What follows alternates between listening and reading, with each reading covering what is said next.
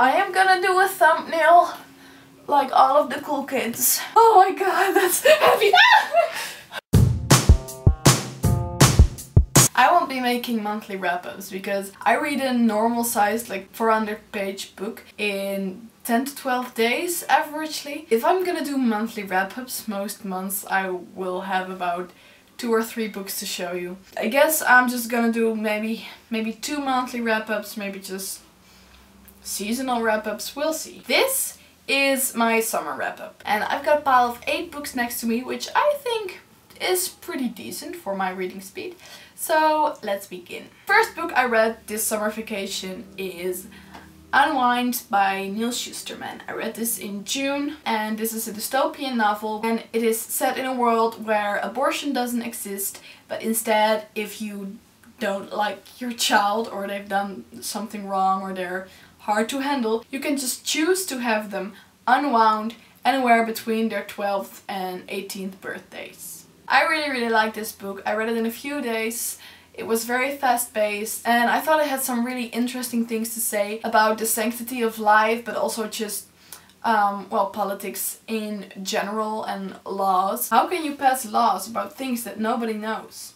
They do it all the time, says Hayden. That's what law is. Educated guesses at right and wrong. I also really liked some of the characters. The book follows 3 main characters, Risa, Connor and Lev. Now I didn't really have that much of a connection to either Connor or Lev, but Risa is this badass kick-butt lady who just notices everything and knows how to handle herself, so she was definitely my favorite out of the 3. But yeah, I really liked this book and I appreciated what it had to say and I gave it a 4 to 4.5 out of 5 stars on Goodreads. Next book I read was Mr. Penumbra's 24-Hour Bookstore by Robin Sloan. This book is about a guy named Clay Jannon and he is kind of looking for a job when he stumbles into Mr. Penumbra's 24-Hour Bookstore, which is this kind of obscure back alley bookstore in downtown San Francisco, I believe. So he applies for a job and immediately gets hired, and this book is just kind of his adventures working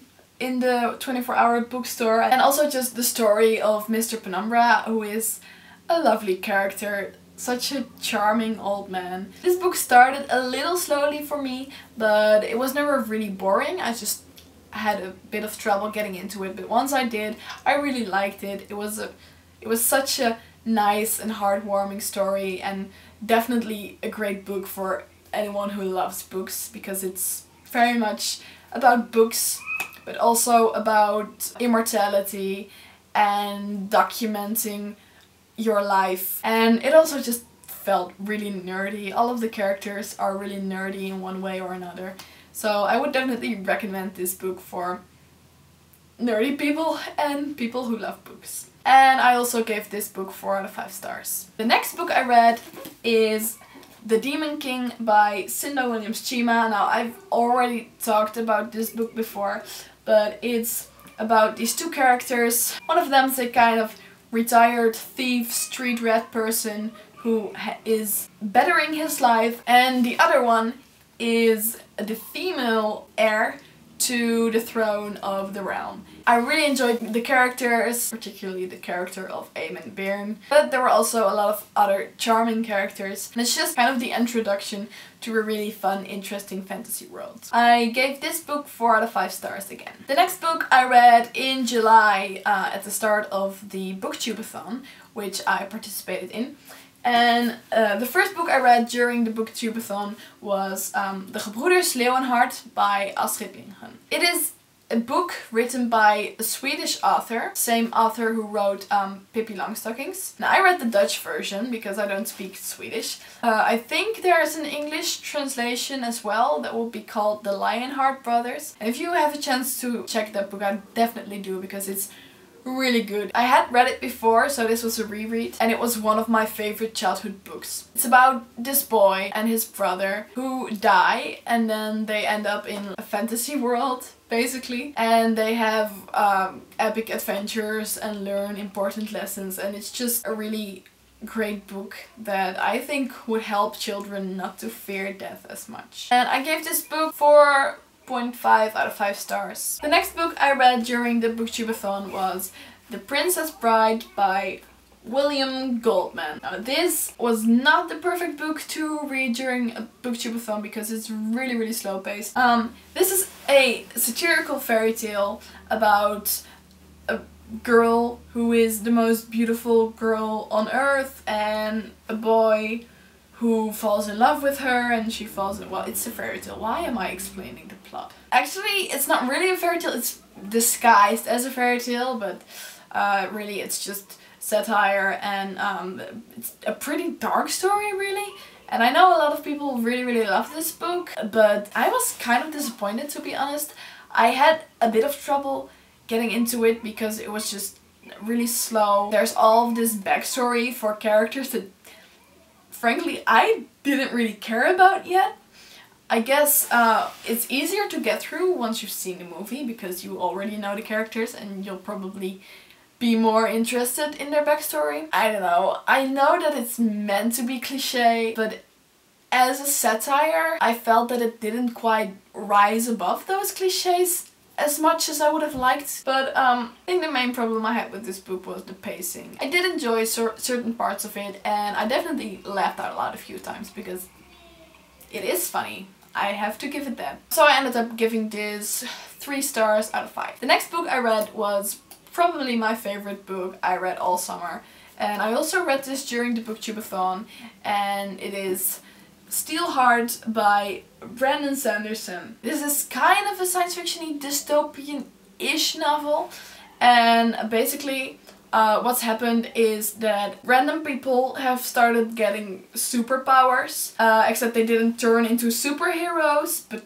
they just became evil. So kind of evil superheroes, I guess you could say. They also have like all these weird superhero names, and obviously Steelheart is one of them. And it's about a boy whose father was murdered by Steelheart, so he is kind of determined to find out what Steelheart's weakness is and then kill him. This was my first Brandon Sanderson book, and it definitely made me want to read all of the Brandon Sanderson books, even though I expect it's very different from his fantasy series. The world building in this book was just so good, and all of the characters were so entertaining and intriguing. When I finished this book, for a few minutes I just sat there staring and whispering, oh my god. I finished it at night, like late.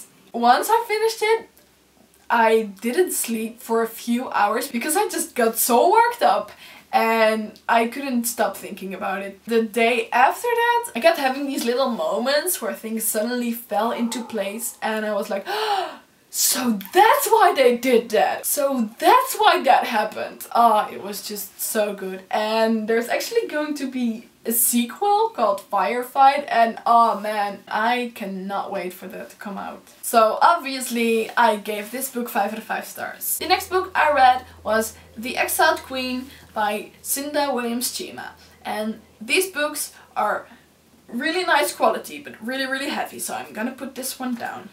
The Exiled Queen is the second book in the Seven Realms series and the sequel to The Demon King, and much like The Demon King, it did start out a little slowly, but once it got going, it really got going. And I definitely like this book a bit more than The Demon King, because I think it's just because there's less introduction and you already know the characters, so it's easier to get into the story and really start caring about what happens. And in this book I really did care about the characters and what happened to them, and I definitely had some of the feels. But I gave it 4.5 out of 5 stars and I really liked it. And after that I just read the next book in the series, which is The Grey Wolf Throne by Cinda Williams-Chima.